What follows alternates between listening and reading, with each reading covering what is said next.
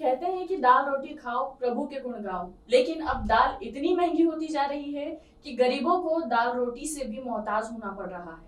Corona काल में lockdown के बाद से जहां एक और लोगों की नौकरी जा रही है, वहीं अब दालों के भाव आसमान को छूते जा रहे हैं।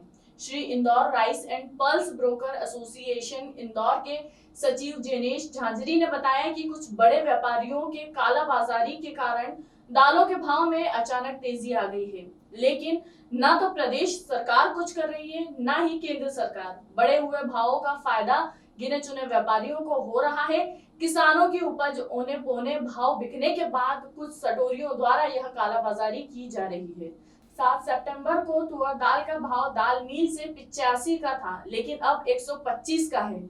चना दाल 60 थी, लेकिन अब 70 है। खेरची में 140 से 150 दाल बिक रही है। उपभोक्ता 1 किलो दाल के रुपए लेकर जाता है और 500 ग्राम घर ला पाता है। गरीब वर्ग और मध्यम वर्ग की थाली से दूर हो रही है दालें।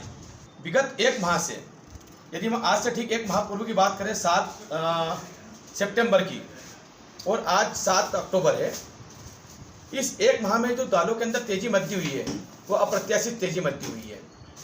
इस तेजी मची पर न केंद्र सरकार का ध्यान है न राज्य सरकार का ध्यान है। पूरे चरम पर सट्टेबाजी चल रही है। 8 से 10 व्यापारी मिलाकर के इस पूरे सट्टे को, दालों के सट्टे को चला रहे हैं। यदि सरकार कार्रवाई करती है तो 8-10 व्यापारी तक पहुंचना बहुत बड़ी बात नहीं है, क्योंकि यह मामला मध्यम वर्गीय लोगों तक और जो निम्न तबके के लोग उनके लिए है। जहां तक मेरा ध्यान है कि सरकार की दालों के उतार चढ़ाव में कोई किसी प्रकार की नीति नहीं है। यदि इसकी पूरी जांच पड़ताल करेगी तो निश्चित एक बहुत बड़ा स्कैंडल दालों के तेजी मची का जो सट्टात्मक बाजार चल रहा है उसका बहुत जल्दी सबके सामने आ जाएगा। जो दाल आज से एक माह पूर्व 80 रुपये किलो थी, मैं उदाहरण तुअर की दाल की बात करता हूँ, वो तुअर की दाल आज 120 से 125 रुपये में दाल मिल से निकल रही है। मार्केट तक पहुँचते पहुँचते उस दाल की कीमत आज 140 से 150 रुपये किलो इस तुअर दाल की कीमत है, जो कि 80 से 85 रुपये किलो एक माह पहले बिक रही थी। चना दाल की बात करें तो 10 से 15 रुपये किलो की इस आलोच्य माह में, एक माह में 15 रुपये किलो की चना दाल में तेजी आई है। मूंग मोर की बात करें तो 10 रुपये किलो की मूंग मोगर में 10 रुपये किलो, मतलब 1000 रुपये कुंटल की तेजी हो चुकी है। इस प्रकार अन्य दालों में तेजी मद्दी चल रही है।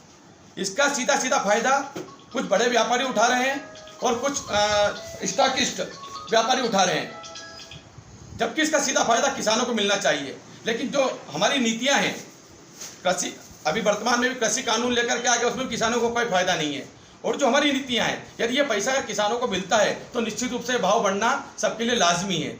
लेकिन किसान जिनके लिए तेजी आना चाहिए उन तक ही फायदा नहीं पहुंच रहा, और मात्र कुछ हिंदुस्तान के 10 से 15 बड़े व्यापारी, 10 से 15 स्टॉकिस्ट जो प्योर तरीके से सट्टात्मक खेल खेल रहे हैं, ये उसको लेकर के आज मन में पीड़ा है। क्योंकि हम भी दालों का व्यापार करते हैं। आज दाल का व्यापार नी के बराबर पूरा दाल का व्यापार हो गया है, क्योंकि दालों की क्रय शक्ति मध्यम वर्गीय व्यक्ति खत्म हो चुकी है। वो जैसे तैसे अपना घर चला रहा है।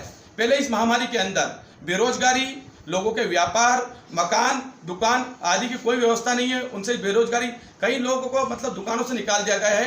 काम धंधे के ठिकाने नहीं है, कमाई का कोई सोर्स नहीं है। ऐसे में डबल मार पड़ रही है।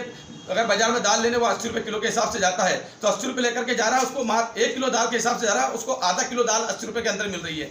तो मेरा सरकार से निवेदन है कि कृषि कानून और जो सरकार को उतारने चढ़ाने गिराने का जो खेल चल रहा है विगत 6-7 माह से, यदि इन कृषि जिन्सों पर ध्यान दे जिससे किसानों को डायरेक्ट फायदा मिले, अगर इसके ऊपर ध्यान देगी तो निश्चित रूप से मध्यम वर्गीय परिवारों को और एक निम्न वर्गीय परिवारों को, जो कि सरकार कहती है हम गरीबों की सरकार है, दलितों की सरकार है, निर्धन लोगों की सरकार है, लेकिन अभी जिस प्रकार से जो पिछले 6-7 माह से सरकारों के अंदर हस्तक्षेप करना, राज्यों में हस्तक्षेप करना, सरकारें गिनाना, उसके अंदर अपना दिमाग लगा कर रखा है। यदि इस अनाज के अंदर कहीं ना कहीं अपना इस महत्वपूर्ण दिमाग का उपयोग करेंगे तो निश्चित रूप से हिंदुस्तान की जनता को फायदा होगा।